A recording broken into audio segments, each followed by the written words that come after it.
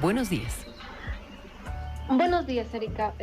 Un gusto estar en tu programa y un saludo para toda la audiencia de Radio Melodía. Giovanna, primero comienza por contarnos las características científicas con las que se ha encarado este estudio, esta gran encuesta que nos hace revelaciones importantes. ¿Qué grupo de gente se ha Claro, considerado? ¿Grupos de edades? ¿Cuántos? perfecto. Mira, esta encuesta la hemos llevado a cabo el año pasado, a mediados de año del 2021, y ha sido una encuesta que se le ha aplicado a una submuestra georreferenciada.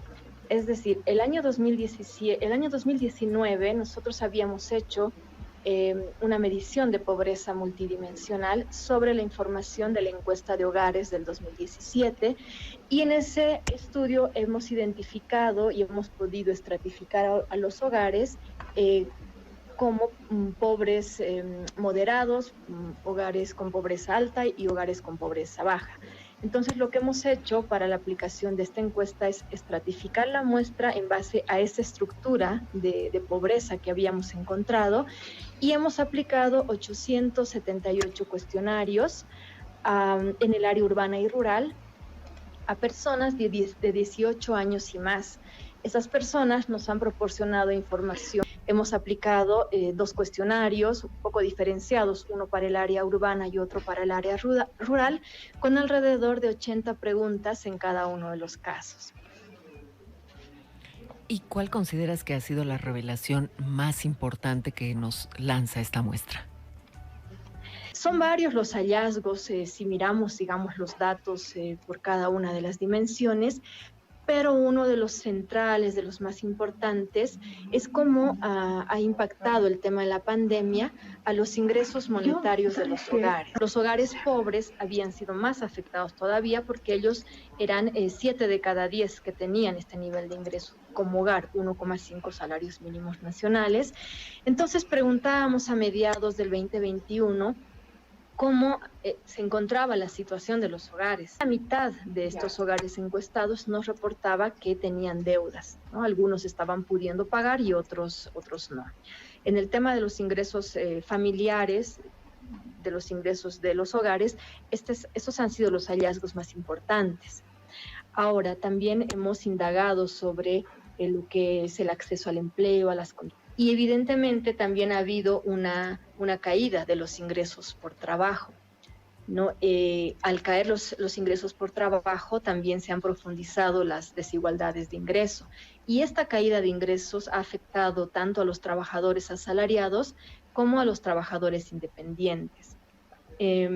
A mediados del año pasado, del 2021, de cada 10 trabajadores, 7 nos han reportado que habrían disminuido sus ingresos, ¿no? Entonces, este es un dato importante. La disminución de los ingresos laborales impacta directamente en la disminución de los ingresos del hogar, porque el 84% de la conformación del ingreso del hogar viene por el ingreso del trabajo.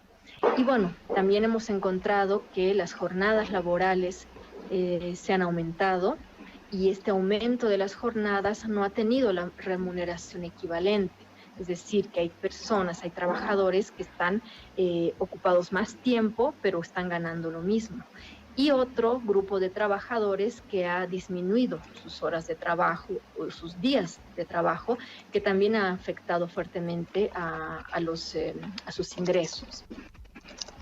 Eso en el tema laboral serían los datos más relevantes que puedo compartir.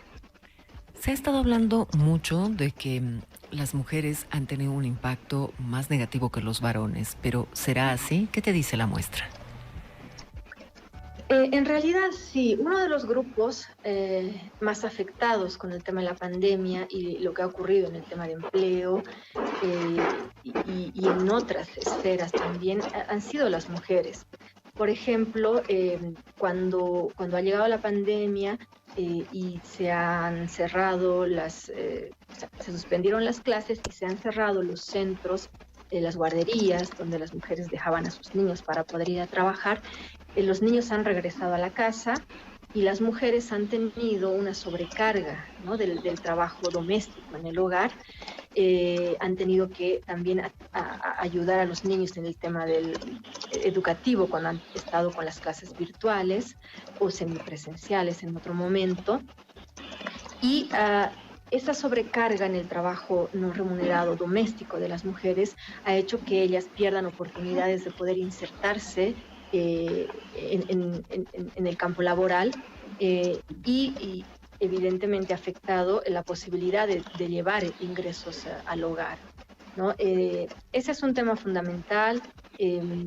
Creo que a la par de las mujeres también el otro grupo afectado son los jóvenes, eso nos decía la encuesta, que también es un grupo que se ve afectado porque las condiciones laborales en las que ellos se insertan en el mercado de trabajo, evidentemente son mucho más precarias que de otros grupos de trabajadores, sin derechos laborales, sin acceso a salud, sin acceso a poder aportar para las AFPs, por ejemplo.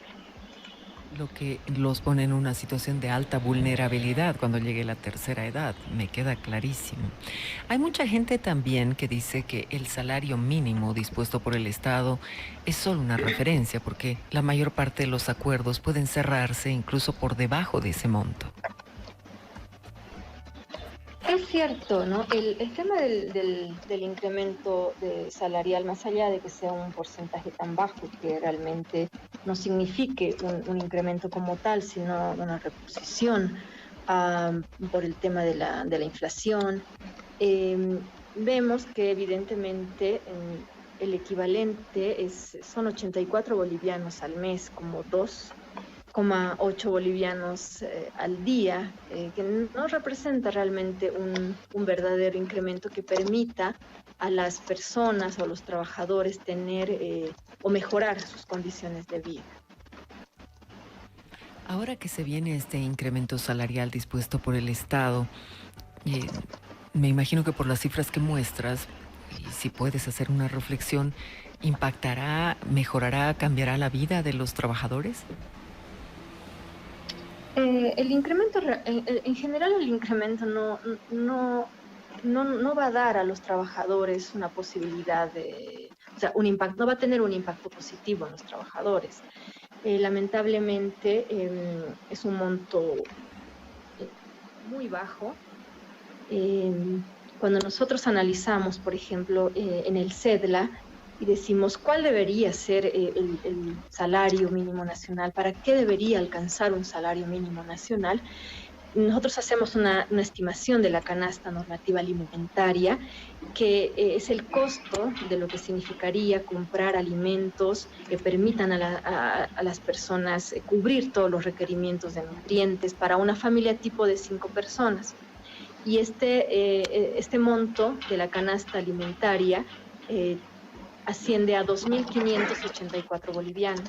Acá no estamos contando otro tipo de bienes o servicios como salud, educación, pago de alquileres y servicios básicos que las familias también tienen que erogar mes a mes.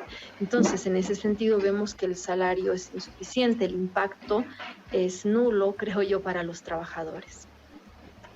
Totalmente. ¿Qué vislumbras hacia adelante? Los investigadores a nivel internacional dicen que va a pasar todavía mucho tiempo en que los trabajadores puedan recuperar fuentes laborales, que los trabajadores puedan recuperar una mejor remuneración, ¿no? En razón de la crisis, de la pandemia, en razón de la crisis que está provocando la guerra en Europa. ¿Qué los hace vislumbrar a ustedes después de la presentación de este estudio?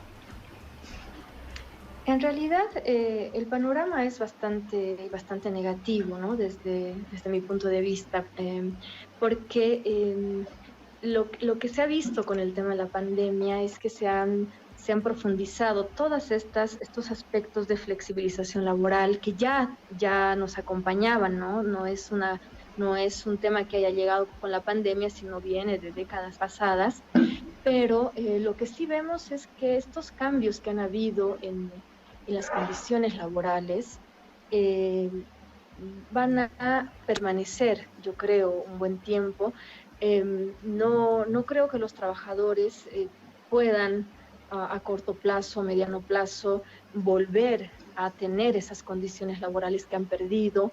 No creo que puedan volver a tener los ingresos que han disminuido, porque son estrategias empresariales que se van aplicando y cuando uno tiene muchas personas buscando un trabajo, entonces el salario que se paga va bajando, ¿no? Entonces, yo creo que es un gran desafío para el país y para los propios trabajadores hacia adelante poder mirar o encontrar alguna luz que pueda mejorar las condiciones.